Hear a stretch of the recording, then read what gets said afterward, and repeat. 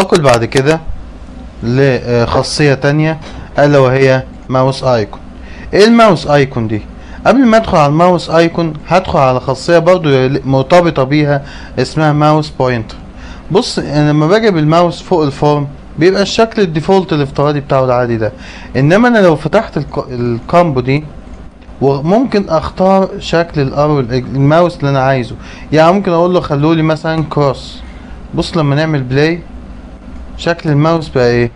بقى كروس، شايفينه؟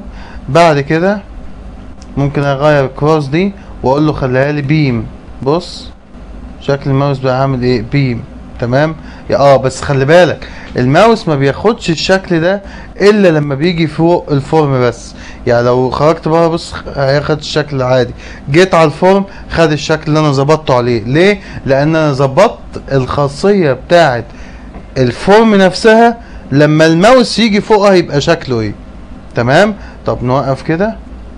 في عندك بقى ايه؟ مجموعة الاشكال اللي انت عايزها دي ممكن انا اقول له خليها لي بقى كاستمايز، خصصها لي.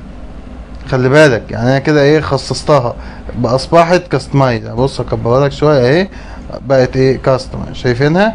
في الحاله دي كلمه كاستم دي المقصود بيها ان انا اللي هحدد شكل الماوس ايكون. انا اللي هحدد شكل الماوس ايكون. بص تعالى نفتحها كده واختار اي ايكون انا عايزها، ولنفرض مثلا ان هاخد الايكون دي. تمام؟ وهقول له ايه؟ اوبن. بص لما اعمل بلاي ايه اللي بيحصل؟ بص معايا كده شايفينها؟ ده شكل ايه؟ الماوس. لو خرجت بره خد الشكل العادي، دخلت جوه خد الشكل اللي انا ايه؟ حددته. تمام؟ نرجع تاني. يبقى احنا نلاحظ هنا كده ان الماوس بوينتر ليه اشكال كتير جدا، واقدر انا احدد شكل الايكون او ان انا احدد شكل الماوس بالشكل بالصورة اللي انا هختارها من خلال البراوزر ده. تمام؟ طيب هنا يعني مثلا بص خدت اي شكل، ممكن تاخد اي شكل من الاشكال اللي قدامك دي، وليكن مثلا الفايل 10 ده اوبن. بص لما هعمل بلاي شكلها ايه؟ اتغيرت. ستوب. يبقى انا كده عندي في اتنين خاصيتين مرتبطين ببعض، خاصية اللي هي اسمها ماوس ايكون والخاصية اللي اسمها ماوس بوينتر. ايه بقى موفابل دي؟ موفابل دي المقصود بيها ان انا اقدر اخلي الفورم ما تتحركش. هي هنا مظبوطة قدامك على مين؟ على ترو. مظبوطة قدامك على ترو. طيب تعال نخليها فولس كده. بالطريقة دي الفورمة نفسها اثناء الرننج، اثناء ما هي شغالة، لو حاولت تحركها بالماوس مش هتتحرك، هتفضل ايه؟ فيكسد في مكانها. ولذلك ممكن بقى حسب الظروف ممكن تخليها ترو وممكن تسيبها ايه؟ فولس. ننتقل بعد كده برضو الى خاصية تانية اللي هي خاصية بيكتشر. بص هنا خاصية بيكتشر. ايه بتعمل ايه خاصية البيكتشر دي؟ خاصية البيكتشر دي بتحط لي صورة في خلفية الفورم. يعني تعالى نفتح مثلا نضغط على الباتون ده، جاب لي هنا شكل الايكونز. طبعا لو انا اخترت اي ايكون من دول بص هيبقى شكلها عامل ازاي؟ اتحطت فين؟ في الخلفية. لا انا ممكن اجيب صورة تانية، يعني ممكن اطلع فوق واروح اجيب صورة من الصور الكبيرة زي مثلا بتماب. هنا بلاش دي، نجيب مثلا ميتا فايل حاجة خاصة بالبيزنس، واخد اي صور من الصور دي زي مثلا الصورة بتاعت الدولارز دي اهو. بص كده عاملة ازاي حتى اثناء الرن اهي، متخيلينها؟ يبقى كده دي بقت شكل الفورمة اثناء التنفيذ. طيب ممكن ناخد صورة غيرها برضه، افتحها تاني ايا كانت بقى. ممكن اقول له هات لي شكل الباوند اهو، متخيلينها؟ يبقى انا اقدر احط اي خلفية للفورم بتاعتي من خلال خاصية اسمها بيكتشر. تمام؟ طيب في نقطة بقى تانية تلاحظ عندي هنا الفورم دي، الفورم اللي قدامي دي او كلمة فورم 1 اللي قدامك دي معمولة ناحية الشمال. لو انا بعمل برامج باللغة العربية هبقى محتاج ان فورم 1 تبقى ناحية ايه؟ اليمين كشكل للبرنامج نفسه. ولذلك في هنا خاصية عندي تانية اسمها رايت تو ليفت. هنا الرايت تو ليفت قيمتها ايه دلوقتي؟ فولس. يبقى انا المفروض اجي على الكامبو دي واخلي تبقى قيمتها ايه؟ ترو. بص ايه اللي حصل؟ كلمة فورم 1 بقت ايه؟ لمين؟ يعني انا ممكن اطلع فوق عند خاصية الكابشن واروح كاتب مثلا، هقول مثلا برنامج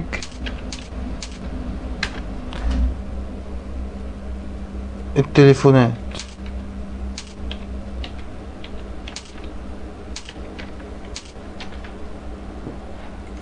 اهو. تلاحظ انها ناحية ايه دلوقتي؟ اليمين. لو انا جيت بقى على خاصية الرايت تو ليفت دي وخليتها فولس بقت ناحية ايه؟ الشمال. يبقى انا اقدر اتحكم في اتجاه التايتل بتاع الفورم من خلال خاصية اسمها ايه؟ رايت تو ليفت. طيب نمسك بعد كده في حاجة اسمها شو ان تاسك بار. بتعمل ايه دي؟ بص لما اعمل بلاي واصغر الفيجوال خالص، حتى نقفل دي دلوقتي، دي الفورم عندي ايه. لو انا دلوقتي حالا عملت مينيمايز وجيت على التاسك بار، الفورمة ظاهرة ولا مش ظاهرة؟ ظاهرة. ممكن اكبرها منين؟ بتكبر عادي اهي. معنى كده ان التاسك بار اللي قدامي ده الايكون نفسها او الفورمة بتبقى ظاهرة عليه. طيب تعالى نقفلها ونرجع للفيجوال تاني. هاجي هنا على الخاصية بتاعت شو ان تاسك بار اللي هي دي معمولة على ايه دلوقتي؟ ترو. انا هاجي هنا على الكامبو بوكس دي او على الباتون ده يعني واحولها ايه؟ فولس. ونعمل بلاي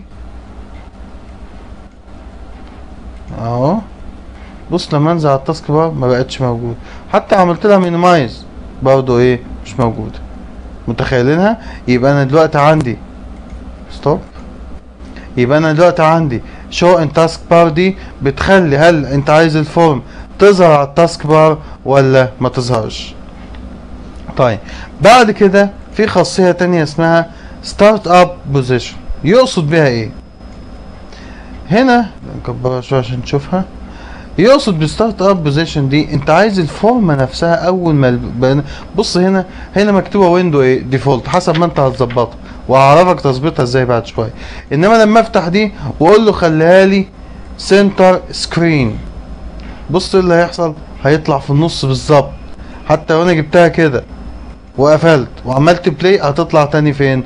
في النص. يبقى انت لو حبيت تخلي الفورمه بتاعتك تظهر في نص، لو حبيت تخلي الفورمه بتاعتك تظهر في نص الشاشه بالظبط وتبقى متاكد منها بالاحداثيات بالملي، يبقى عن طريق الخاصيه اللي اسمها ستارت اب بوزيشن. تمام. في بعد كده خاصيه تانية برضو اسمها فيزابل. ايه فيزابل دي؟ فيزابل دي انا ممكن هي دلوقتي ايه؟ تو. فيزابل معناها مرئي، هي هنا مظبوطه على انها تو. بص لما اجي كده هظبطها على انها ايه؟ فولس. يبقى انا جيت على خاصيه الفيزابل دلوقتي خليتها فولس. معنى كده ان انا بطلب من الفيجوال بيسك ان فورم 1 دي ما تبقاش مرئيه. تعال نعمل بلاي كده، تلاحظ فورم 1 مش موجوده. ليه؟ لان انا ظبطت خاصيه الفيزابل بتاعتها على انها ايه؟ فولس. هرجعها تو تاني، بلاي، بقت ايه؟ موجوده. يبقى لما احب اخلي الفورم ما تظهرش، مش كل الفورمز، انت خلي بالك البرنامج بتاعك لو فيه 10 فورم، خلي بالك من الجزئيه دي كويس جدا. البرنامج بتاعي لو فيه مجموعه فورمز ما بيظهرش منهم طبيعي الا فورم 1. تمام. يعني انا هنا مثلا جيت هنا ورحت عامل رايت كليك وقلت اد مين؟ اد فورم، خدناها قبل كده. بص لما اعمل بلاي ما ظهرش قدامي غير فورم مين؟ فورم 1. لو عملت ستوب يعني فورم 2 موجوده بس ما بتظهرش الا اذا انت طلبت انها تظهر، لان الكمبيوتر مش هينفذ حاجه من عنده. الكمبيوتر مش هيظهر لك اي فورم الا اذا انت اديت كوماند او امر بالكلام ده. ودي طبعا لسه هنتناقش في الموضوع ده بعد كده. بس اللي انا عايز اقوله لك بقى ان انا عندي هنا لما جيت قلت له خلي لي فيزابل تو، الفورم هي اوريدي انها تو. لو خليتها فولس معنى كده ان الفورمه دي حتى لو انت حملتها، لو انت ظهرتها مش هتظهر، لان الخاصيه بتاعتها هي دلوقتي فولس. طيب ننتقل بعد كده برضو لخاصيه تانية اللي هي ويندو ستيت. ايه المقصود بيها؟ عايز الفورم، بص اول ما بعمل بلاي الفورم بتظهر بانهي وضع؟ بالوضع ده. طب انا عايزها اول ما اعمل بلاي تظهر لي كده، او عايز مثلا اول ما اعمل بلاي تظهر بس يكون معمول لها مينيمايز فين؟ على التاسك بار، على التاسك بار. يبقى في الحاله دي هفتح كده واقول له عايزها اول ما اعمل رن تظهر نورمال، ولا تظهر مينيمايز، ولا تظهر ماكسمايز. تعال نظبطها على انها تبقى ايه؟ ماكسمايز. بص لما اعمل بلاي ظهرت ايه؟ الفورم كبيره. تمام. ليه؟ لان انا كنت ظابط إن كنت ظابط الخاصيه بتاعه ويندوز ستيتس انها تظهر اول ما ابدا البروجكت بتاعي، او اول ما ابدا الفورمه، او اول ما الفورمه تتاكتف انها تطلع لي ايه؟ ماكسمايز. تعال نخليها مثلا مينيمايز. بص اول ما اعمل ما ظهرتش. ليه؟ لانها موجوده فين دلوقتي؟ على التاسك بار، وانا اللي ظهرتها بايدي. تمام. يبقى احنا كده وضحنا مع بعض اهم الخصائص بالنسبه لمين؟ للفورم اوبجكت. وبالمناسبه عايز اقول لك على معلومه، ان كل الخصائص تقريبا او كل الاوبجكتس تقريبا ليها خصائص، الخصائص كلها فيها زي بعض، فيما عدا بعض الخصائص بتبقى في تولز موجوده اضافيه. يعني معنى كده ان في خصائص بتبقى ستاندرد ثابته وبتنطبق على كل الاوبجكتس بنفس الفانكشنز بتاعتها، بنفس الوظائف بتاعتها. وفي خصائص ما بتبقاش موجوده الا في بعض الاوبجكتس، وبتلاقيها موجوده في اوبجكت او في اوبجكت لا، ودي طبعا حسب وظيفه الاوبجكت نفسه. اخر جزئيه عايزين نتناقش فيها، او اخر خاصيه هنتناقش فيها، اللي هي الخصائص اللي بتتكلم على الدايمنشن بتاع الفورم وارتفاعها وعرضها. بص معايا كده، نقفل لي خالص.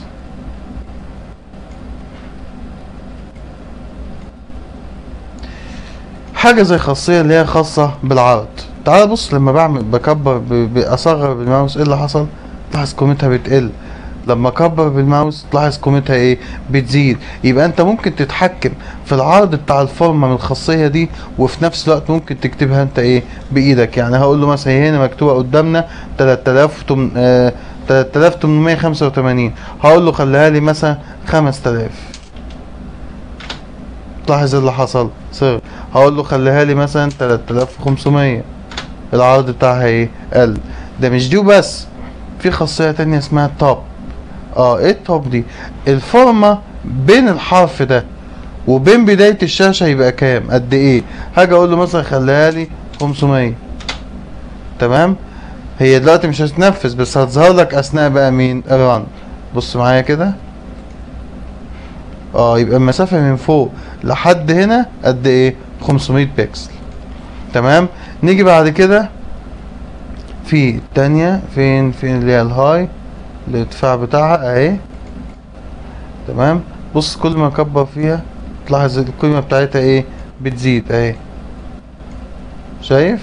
اجي اصغرها تلاقي القيمة بتاعتها هنا ايه؟ بتقل. يبقى انت ممكن تتحكم في الهاي من هنا ان انا اكتبها بايدي، وممكن ان انا اكتبها منين؟ من الفوق. في برضو خاصية تانية اسمها ليفت، اللي هي دي. عايز الفورمة الحرف ده يكون على بعد قد ايه من الشاشة؟ لو صفر يبقى هيطلع لازق هنا. لو عملتها له مثلا 1000، عفوا، لو عملتها له مثلا 1000، كتبتها كده، يبقى بالطريقة دي المفروض ان مسافة من هنا لهنا هتكون برضه بتتحسب بالبكسل، او المقصود بيها 1000 نقطة يعني. يبقى انا اقدر اتحكم في الارتفاع بتاع الفورم، في العرض بتاع الفورم، المنطقة بتاعت البوردر دي منها وبين اول الشاشة قد ايه، وبين برضو الحرف بتاع البوردر ده وبين بداية الشاشة من هنا بتكون قد ايه. ودي كده كانت اهم الخصائص بالنسبة للفورم اوبجكت. ونبدأ بعد كده. خلي بالك انت لحد اللحظة دي كل اللي عرفته شوية خصائص بس، لسه ما برمجتش حاجه. ما تقلقش من ممكن بعضكم يقول طب وانا هعمل ايه بالخصائص دي؟ طب انا استفدت ايه؟ انا كل اللي عايزك بس تكون عرفته كل خاصيه من دول بتعمل ايه، علشان بعد كده ان شاء الله اول ما اخلص الجزء بتاع البروبرتيز او بتاع الخصائص، واخلص الجزء بتاع وظائف التولز اللي قدامنا دي، اللي هي التولز اللي موجوده على التول بوكس قدامك دي، وانس بس نخلص وظائف التولز دي او الادوات دي، هنبدأ بعد كده كل شغلنا بإذن الله هيكون تصنيع بروجيكتس. وهتلاقيني هديلك المعلومات بعد كده من خلال مشاريع حقيقية انت بتعملها. حتى وانت بتسلمني المشاريع عن طريق الايميل باذن الله. المفروض اللي هيحصل ان هتلاحظ ان كل اي موضوع عايز اوصله لك، او اي معادله عايز اوصلها لك، او اي شرح او اي مفهوم هدولك جديد هتاخده ان شاء الله بخبره من خلال المشاريع. بس معلش لازم نستحمل مع بعض في الجزء الاولاني ده اللي هو خاص بالمفاهيم الاساسيه، او اللي خاص باساسيات التولز او باساسيات الادوات اللي احنا بنستعملها، علشان بعد كده نقدر نمشي واحنا مستقرين. طيب بعد كده